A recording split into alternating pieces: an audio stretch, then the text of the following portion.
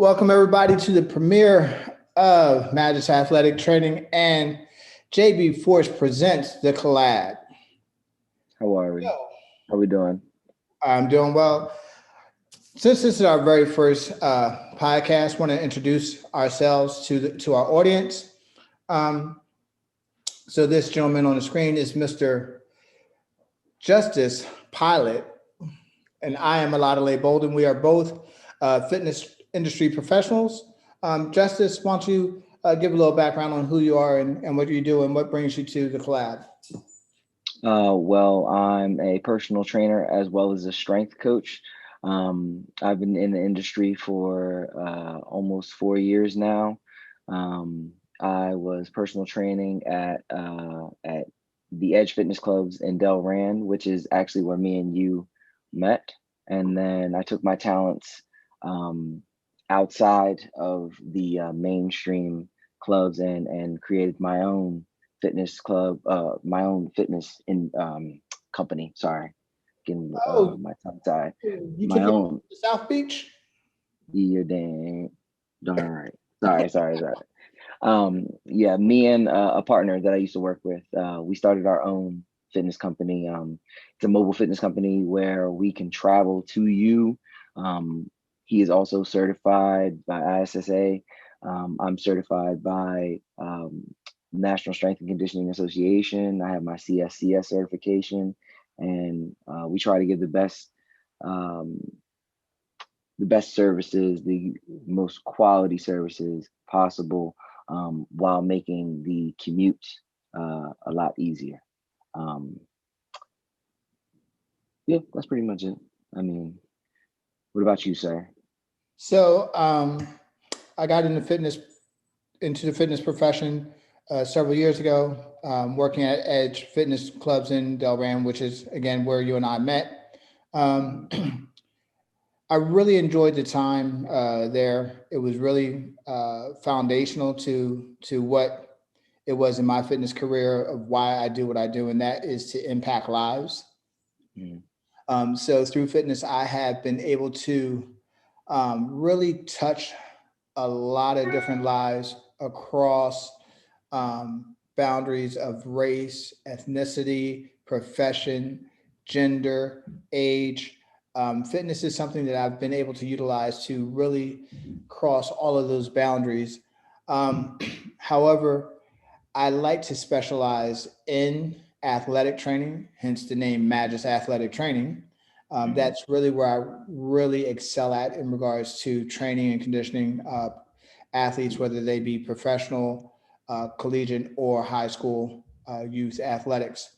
Um, I got into the fitness industry a little bit different than you, I do believe. And how I got into the fitness industry was that I was a athlete previously, and my sport of choice was diving and swimming.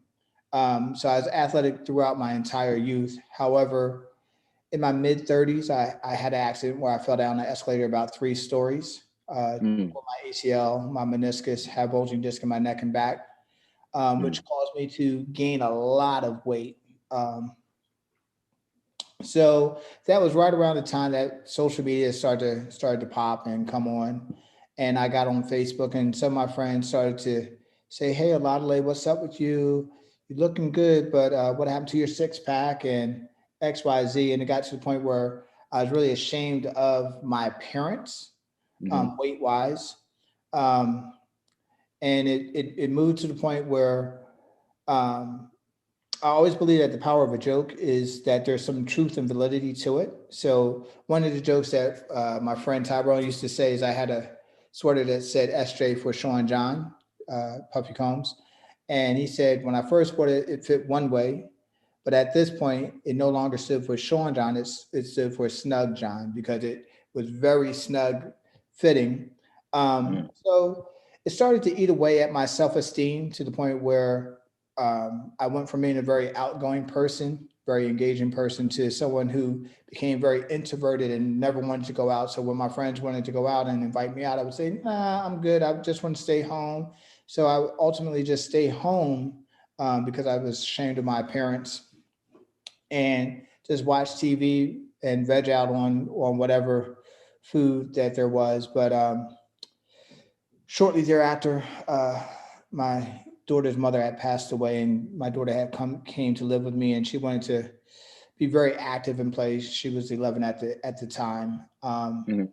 So she wanted to be very active and play, and she kept asking me, "Hey, Dad, let's go out and play and do this." And I was just like, "I can't do it. My back hurts, my knee hurts, blah blah blah." And I just felt like I was shortchanging my daughter as a father. I felt like I couldn't be the father that she deserved after already losing her mother. So Mm. at that point, I made the decision that I was going to try to lose some weight and get fit for my daughter, just to be more active in our life. Long story short, it started that. I just started taking walks around the park. Then I started running a little bit, run a block, walk a block, run a block. Um, then I met a friend who invited me to come work out with him in the gym, and I started working out with him in the gym, and I fell in love with it. And ultimately, I ended up losing 90 pounds in 10 months. Wow, Um, that's a lot.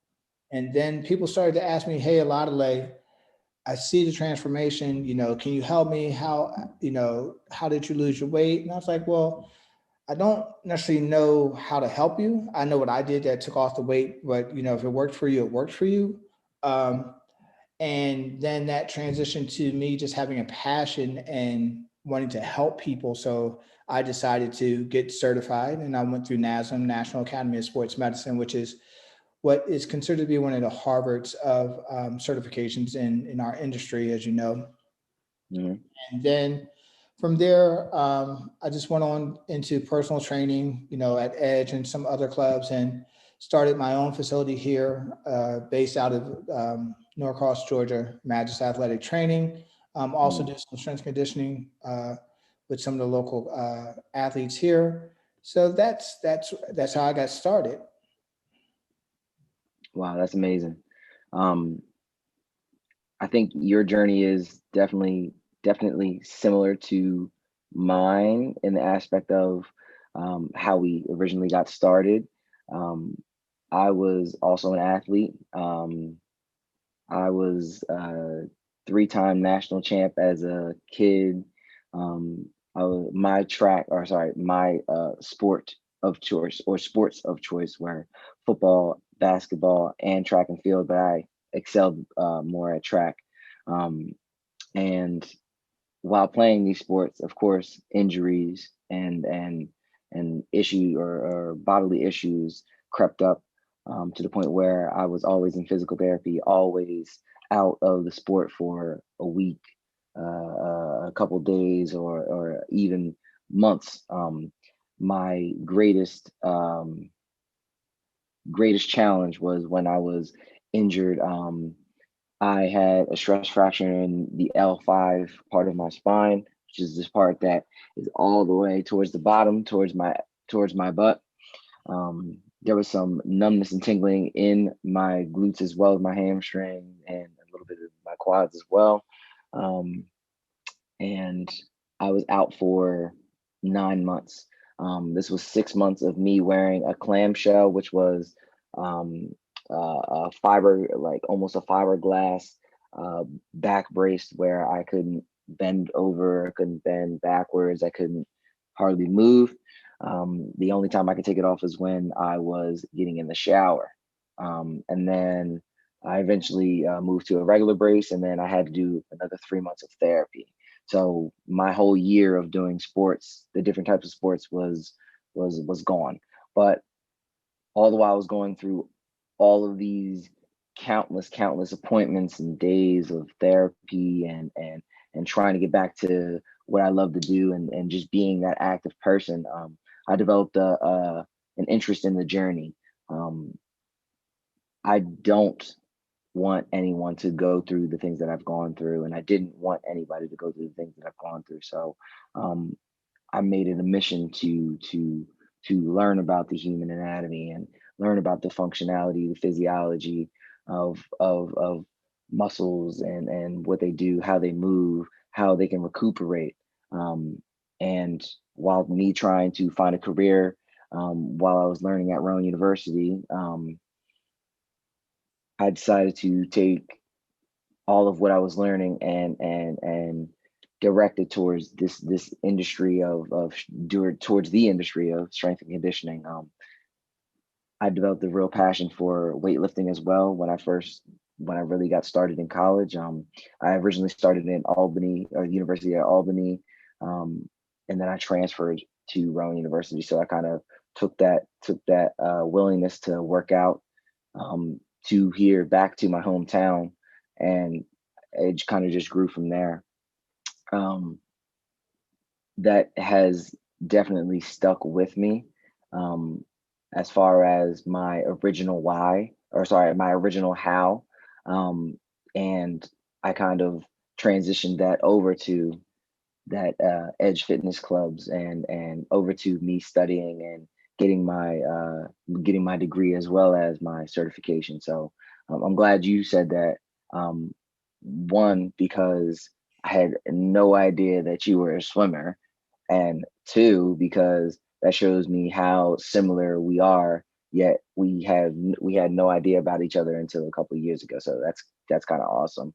Um, and it's really awesome to see how me and you have progressed into the people that we have, or that the people that we are now, based upon the journeys that we've gone through.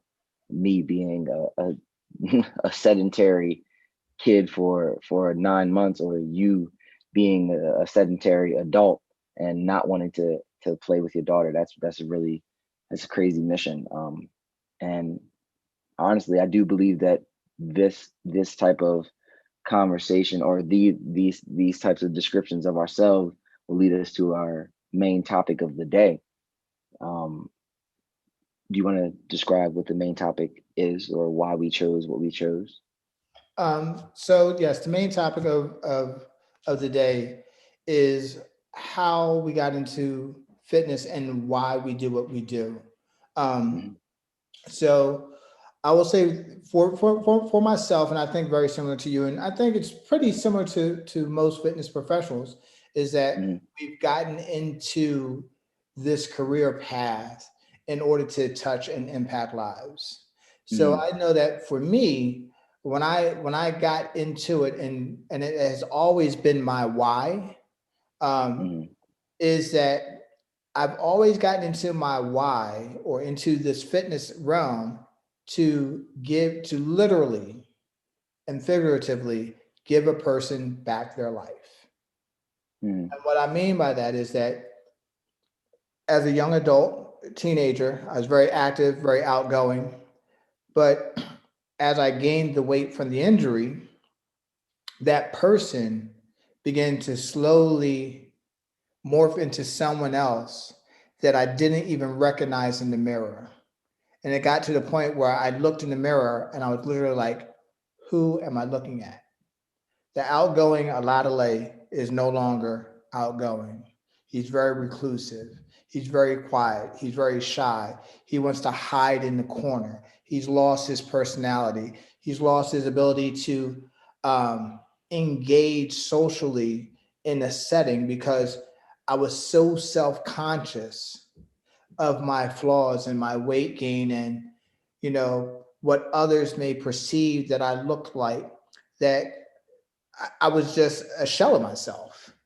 So when I started to lose the weight, and though this may be shallow, it's honest. And that is, as I started to lose the weight and I started to work out more, and I started to get those compliments. Hey, you look like you're losing weight. Hey, you look good. Hey, you look ripped. Hey, you look really good. How can you help me get in the shape to look like you? Those words started to give me confidence, and it gave me Mhm. back my self-esteem. And I remember a quote from Deion Sanders, who is now a collegiate coach down in Florida. He said that if you look good, you feel good, and if you feel good, you do good, right? But because Mhm. I didn't look good or feel that I look good, I felt bad about myself, and I didn't feel good. I felt like a complete failure, to be quite honest. So Mhm. as I lost the weight and got some compliments, and those compliments motivated me to keep working harder, because it's almost like a euphoric feeling to hear those compliments, Yep. especially when Yep. you're so used to not hearing that, and you're so used to and conditioned yourself that you're actually the opposite of what people are now telling you. You know, um, so as I started to hear those compliments, I started to regain my confidence, my self-esteem, my motivation, and it allowed me to realize that, hey, I am worthy. Hey, you know, the same work ethic, the same dedication, the same consistency, um, the same attitude that I put into working out and getting fit translates to every single area of life. Like there's no part of life that I cannot equate the bar to. Because to me, when I'm in the gym, the bar is adversity. I'm pushing against an adverse force that wants Hmm. to keep me down. And Very true. and that is no different than anyone else. Every single person that has ever lived faces adversity. It's how you respond to that adversity. Are you going to continue to push until you push that adversity away? Or are you going to just give up and let that adversity crush you? You know, so I felt that getting back to my why to tie that all in is that I've seen the same thing in other people as they have gained weight, that they became reclusive, that they became antisocial, that they lost their self-esteem, that they lost their motivation, that they Hmm. didn't feel good about themselves.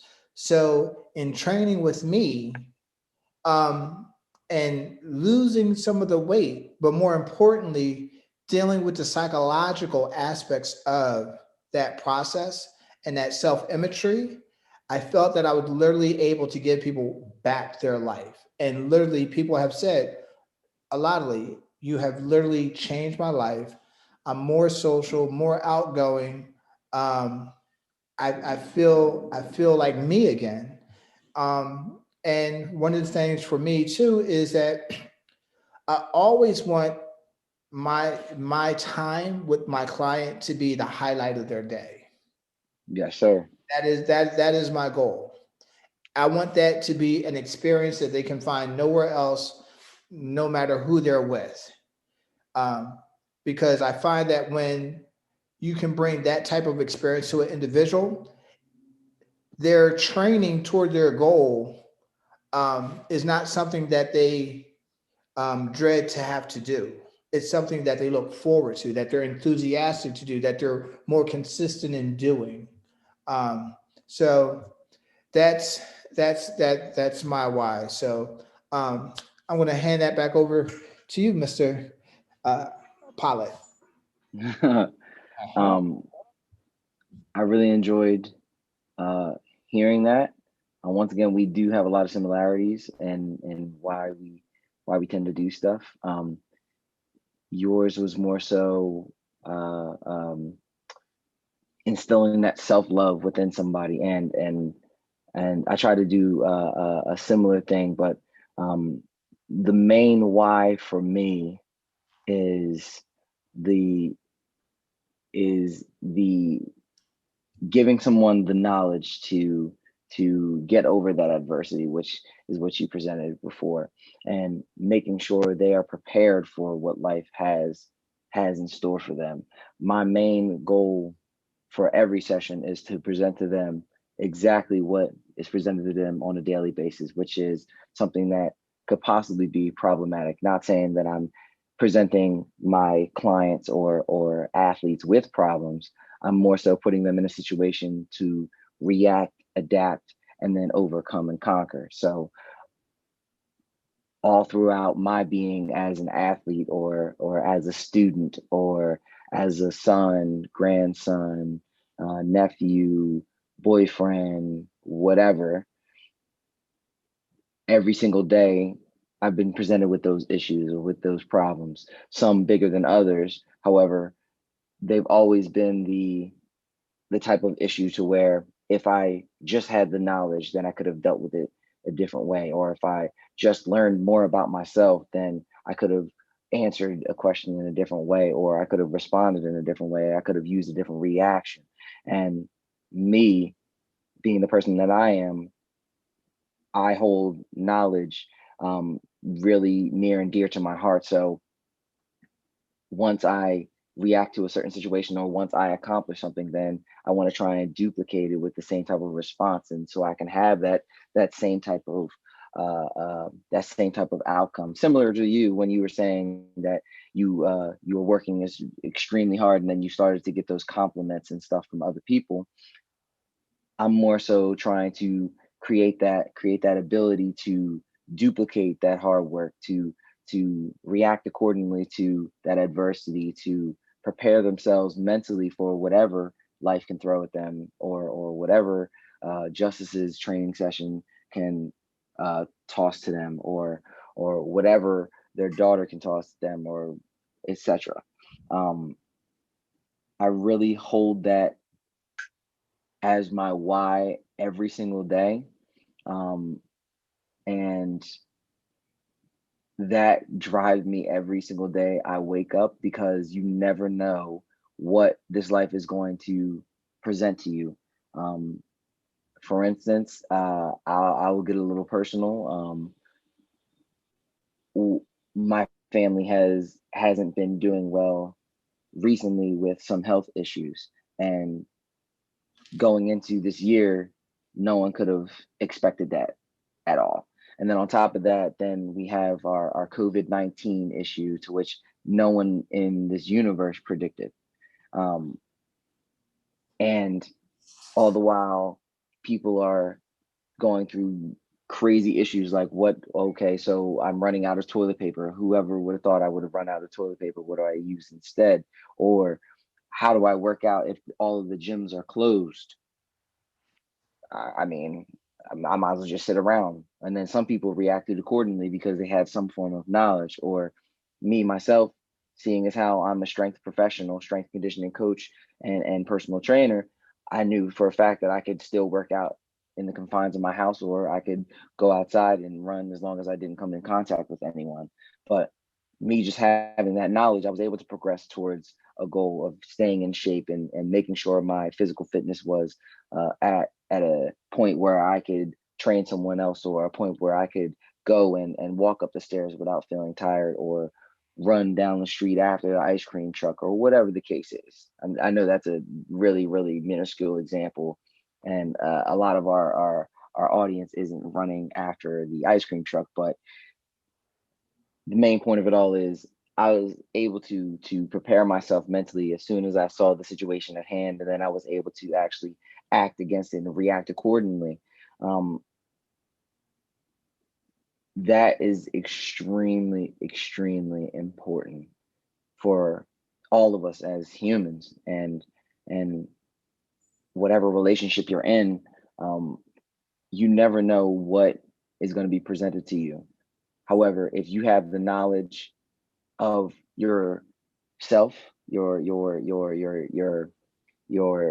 your self-love, and your the image that you want to present, and then you have the knowledge of whatever relationship you're involved in, or whatever situation you're about to get involved in, or at least something similar, then you can react accordingly, or you can prepare yourself better for whatever may come about. I mean, what we do isn't 100%, because everyone's body is going to react differently. However, if they have that knowledge, they give themselves a fighting chance. You know what I mean? If we knew about cancer earlier than when it was discovered, we could have had a fighting chance for some other people that might have passed away. Or if we knew about the flu earlier than when we did, or when it was discovered, then those people could have had a fighting chance. Or like, to be honest, I find this to it's one of the most ironic facts in health history, which is, if the toilet was invented earlier, then more people would have sustained their well-being. No one even thinks about that. No one even thinks about No, that. no throwing stuff out the window.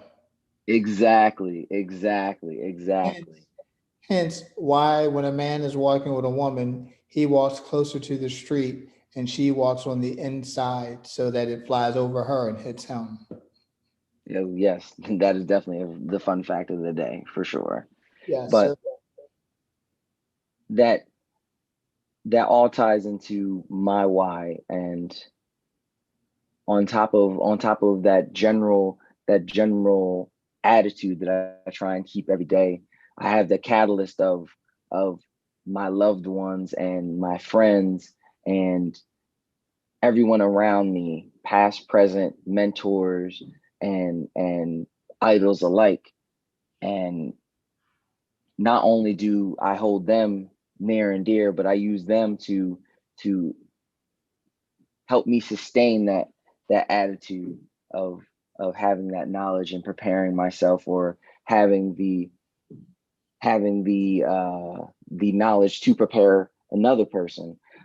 I use all of those people um, as fuel for why I do what I do, and using their love and support that helps me to be successful on a consistent basis, or when I'm not as successful as I need to be, that helps me get my head back in the game, and reaffirm what I'm doing this and why I'm doing this in the first place. And um, I really, really, really enjoy what I do, as hard as it can be. Having this why and actually accomplishing it and seeing these benefits gives me that high that you were talking about, that feeling of euphoria, and it's just amazing. Like seeing your client walk off the scale with a grin from ear to ear, or seeing your athlete walk into their next session saying, "Oh, by the way, I scored 3 touchdowns." That's amazing, amazing. yes. So I want to touch on a couple things because you said so much. There were there were so many nuggets in everything that you just said. But one of Mhm. the things that I really want to touch on that you spoke of was what I would like to call adaptability, right? Mhm. So, how do we adapt to circumstances, right? And that fight or flight response that we have in life and how it Mhm. translates in the gym to life, you know. So you spoke of how your family has faced so many challenges, this year in regards to overall health. You Mhm. Mhm. spoke of how the whole world has been impacted with COVID, right? And all of those things speak to there's a trigger and there's a response. And that response is how we adapt to whatever it is that we're being triggered by. Um, and as a coach, being able to adapt to your client or athlete, what do you think are some of the keys to your ability to adapt? What what are you looking for, and how do you pivot right on the fly? So, for example, I know that for me, uh, Mhm. not speaking to athletes per se, but just speaking to the whole COVID situation, having to adapt on the fly to being here in Georgia, all of the gyms being shut down, and clients still wanting to train, and having to be able to adapt a program to training without the a facility of a gym, that Mhm. have different modalities of training, whether it be body weight training, whether it be band training, whether it be metabolic training, whether it be heart rate training, um, utilizing different modalities and different styles of training um, to still keep that client engaged, still keep that client progressing. Mhm. What do you think are some of your strengths of how you have coped with just adapting to different situations and different clients in this current pandemic? So during this pandemic, I actually had the opportunity to create a bunch of programs for some clients, whether it be just 1 week's worth or 4 weeks worth. And I prided myself on being as creative as possible, um, and being as analytical as possible, right? So when you're in the middle of a situation, you can't just lose your head in the situation because you're going to miss a bunch of details. Um, Me as a coach, as a student, as me in any type of position where I need to work, I pride myself on being as analytical as possible, trying to understand why things are the way that they are, trying to get the details at least in front of my face, and then I can reorganize them or prioritize them as I see fit. So for instance, I would have my clients send me a picture of all of the equipment that they had in their house, whether it be something that was heavy like a suitcase, or the dumbbells or bands or kettlebells or their puppies or children or whatever was whatever they can use as weights. Then I was creative as possible, right? I didn't have a standard, or I have a standard and quality of training, but I didn't have a standard that I stayed within as far as exercise wise, or exercise prescription, I should say. Um, I made sure that the client could do it. I made sure that all of the exercises made sense for what they were doing, and then I created a program that they could see some results, or see their results in, and progress them further. um, it's it's not that hard to challenge yourself once you're able to shed that original way of thinking of, okay, well, I like to do 3 sets of 10 squats, back squats with barbells and weights. Okay, is that all you like to do to get your legs in shape? And what exactly are you doing it for? What type of details are you involving? So are you involving a slow eccentric? Are you involving a box to sit on? Are you involving a pause at the bottom? are you are you focusing on tempo? You know what I'm saying? Yeah, And take those are just all of simple. those variables. Right, those are literally, we are in an ever-changing field of expertise, and the fact that we can tweak all of these small simple things in order for our a client or an athlete to see those results. That's why that's what every individual, let alone every coach, has the ability to do. Is just a matter of you, once again, preparing your mind and then reacting accordingly. um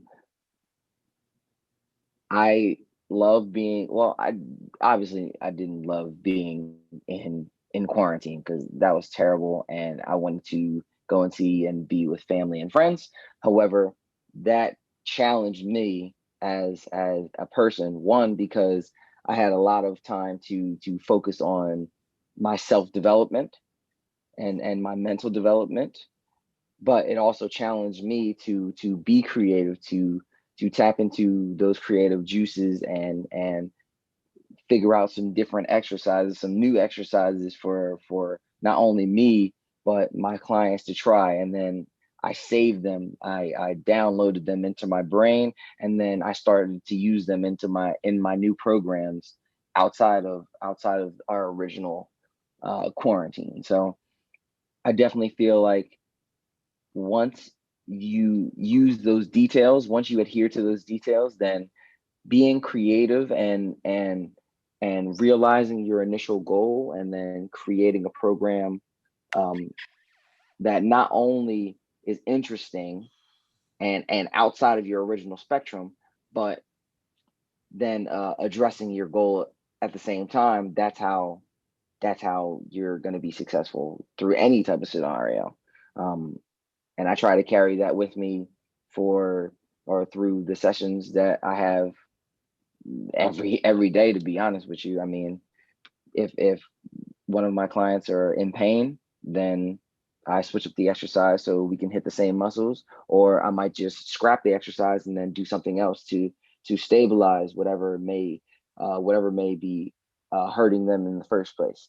Or I might just involve more of a rest, or I might just have to adjust their hips or the alignment of their feet, or they could just be closing their eyes when they're doing something, just paying attention to those details and then addressing them.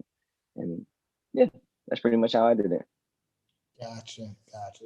That's some great stuff. That's some great stuff. I know that for me, initially going through the pandemic, I thought for a lot of my athletes and a lot of my clients, with the gym being closed, well, number one, let me say that you again, you're always dropping gems, bro. You always, I'm gonna need you to stop dropping those because you have so many of them.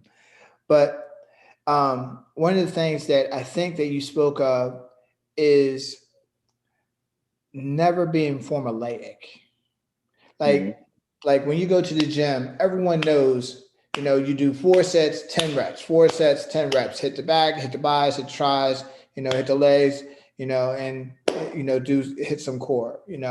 But I think that one of the importances of a coach is not starting in the beginning, but actually starting at the end, starting at the goal, and then reverse engineering it from there. Hmm. So I know that for me, when I start with any client, I don't start with where they're at. I start with where they want to be at, and then reverse engineer that to where they currently are to map out how we're going to get there. So I know that for me, I thought that especially um, training a lot of the general population, one of Hmm. the greatest hindrances that we have to some of their exercises is mobility. Hmm. So there, during the very beginning part of the pandemic, I created a mobility program specifically for my clients, that was all weight based, but it allowed them to, once they got back into the gym, to be able to perform a squat, to be able to perform a hinging movement properly, and be able to do it repetitively and not come up hurt, injured, or unable to train. Because you had spoken earlier about during your collegiate career, one of the things that you found yourself doing was always being in what we like to call that cumulative injury cycle, Hmm. where you're just always hurt. But I always tell my athletes the number one asset that you have to your team is not your skill set. It's not your speed, it's not your strength. It's your availability. You cannot Hmm. put a team if you're not available. And you can't be available if you're not training correctly, if you're not Right. eating correctly, if you're not getting the proper hydration, the proper sleep, and all of those things. So, for me, one of the things I really harped on during the very beginning part of the pandemic was mobility. And to see how, now that the gyms have reopened to some degree, to see how that has now impacted my clients that are now coming back to training, and them seeing that progress, they're like, yo, I never knew the importance of this mobility stuff. I never really understood the importance of stretching. I never understood the importance of foam rolling. I never understood the importance of, a dynamic warm up, you know. Hmm. So um, just to be able to adapt on the fly with that. And as personal trainers, this is how we feed our family. Don't get me wrong, we do it for the love, right? We do it Right. for the love of our clients, and the love of the industry, and the love of the profession. But we also do it because this is how we feed our families. And because we love what we do so much and we put so much passion into it, the benefit to that love is that we are able to feed our families, you know. Right. So, Right. Which is why we love what we do. yes, Um, yes, just trying having. getting that benefit from something that is such an impactful source, or has an impactful source on others, is crazy. Correct, correct. Because I always believe that as you sow into other people Mhm. sow into you. You know, Right, so as we sow, into our clients and give them motivation, give them the ability to do these exercises, um, and give them the ability and the skills and the tools that they need to reach their goals. There's no greater feeling. Like I've had clients come to me and say, "Hey, Oladelé, I went to the doctor today, and I know I now no longer had to take my diabetic medication, or right. I no longer had to take my high blood pressure medication." Those are some of the most impactful, joyful moments I've ever heard, Hmm. I've ever experienced, because I know that I've touched someone, right? And not only did I touch him or touch them, but I touched everyone they interact with in their family. So I've literally given them back their family member, Right. so it's incredible. I just love what I do. And working with a lot of the student athletes, to just see those young men start to transform into young men, and to see the confidence that they gain season after season, and how they translate um, what they're learning in the gym and in the training room, to how that translates onto the field, and how that translates into their lives, and how it translates into the classroom. Right. Like there's no greater feeling than to be able to hear one of those students come back to you and say, "Hey, Coach O, hey, Coach Lay, thank you." Like, thank you. And you're like, "Well, what did I do?" you know I never had a role model like you. I never had someone push me like you. I've never had someone hold me accountable like you. Right. And because they have that accountability partner, because they have someone who believes in them, because they have someone that has maybe told them that there's something different than what they've always believed that they were, they now are able to now have the confidence to actually walk in that positive light and achieve their goals in life. That's awesome. So, That's awesome. Hmm. but ladies and gentlemen, we have come to that time where we are going to say goodbye. But before we do, we just want to give you guys a little heads up on some of the topics that we're going to be going over with the collab here. So I am going to hand off to Mr. Justice Pollite. Yeah. So with our podcast, with this with these segments, we are going to be touching on anything from the importance of a warm up and the application of a warm up, um, to the discrepancies of different types of programming. We are going to diagnose the difference between lifting for bodybuilding, or lifting for weight loss, or lifting for athletic performance, and just trying to um, hit on these spectrums of health and fitness, as well as professionalism. So we are going to be having some other coaches from different walks of life. We are going to be having my co-partner of JB Fitness on here. We're definitely going to be trying to hit all different walks of life in the health industry, because once again, it's ever changing, and we all need to be somewhat informed, or at least take a great look at these two handsome gentlemen in front of you, and just bask. I know about Just one handsome do it. gentleman. I don't know about two. Anyway, we just want to be as informative as possible, and do this to not only further our love for our profession, but um, just keep us and you accountable of the knowledge, once again, that preparation that you may be lacking, or you may not have that strong of a hold on. I know for a fact that there are some issues in health and wellness that I have no idea about, and I can speak for him as well because it's such a large range. However, that's not to say that we can't study it. That's not to say that we can't apply it to our own lives or our clients. And that's not to say that we can't master it. And I would like for you guys to feel and think the same way.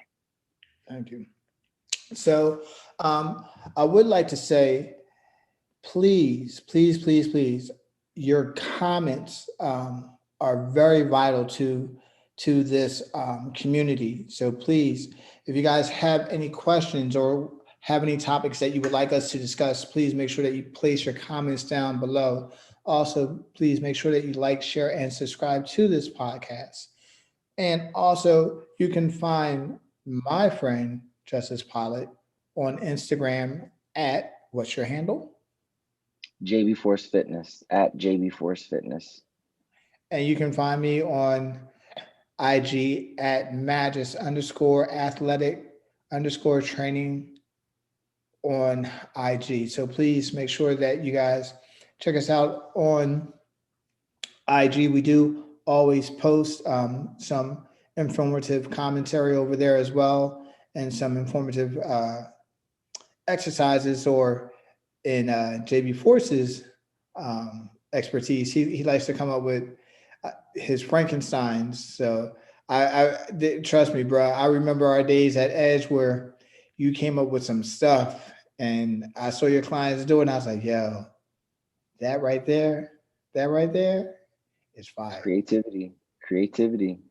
Hey man, we gotta be special somehow. Yes, Right. yes. So I want to thank everybody for their time today. Again, please make sure to like, share, and to subscribe. And make sure you follow us. Follow us, please. We need the followers. Okay. I know for a fact that there's going to be some things that we post and that you've never seen before, or some things that can definitely throw your program for a loop. Can't wait. I really can't wait. Gotcha. So I'm going to end with one little thing about how I came up with the name Magis, athletic training. So Magis is actually a Latin word meaning to do more for Christ. So I have a tagline that says, live, love, train, Magis. And that means that I want you to live greater, I want you to love greater, and I want you to train even harder. So with that being said, guys, live, love, train, Magis. See you guys next week. God bless. Good night. See you. See ya.